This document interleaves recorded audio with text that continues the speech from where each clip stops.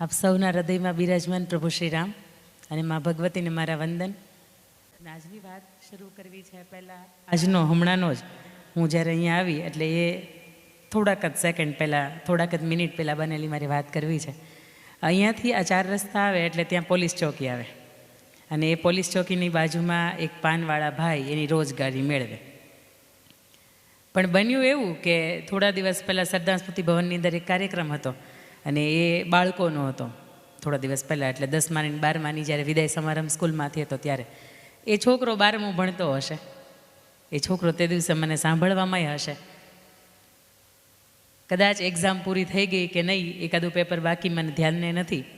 એમને નથી ખબર કે મેં જોયું, પણ જ્યારે હું ગાડીમાંથી ઉતરી એટલે એને ખબર પડી કે બેન મને ઓળખી જશે કદાચ, પણ હજારોમાંથી હું એને ન પણ ઓળખી શકું, પણ એ ચહેરાનું તેજ ક્યાંક મને એવું બતાવતું હતું કે એની બાજુમાં જે ઊભેલો વ્યક્તિ છે ને એની સંગત છે.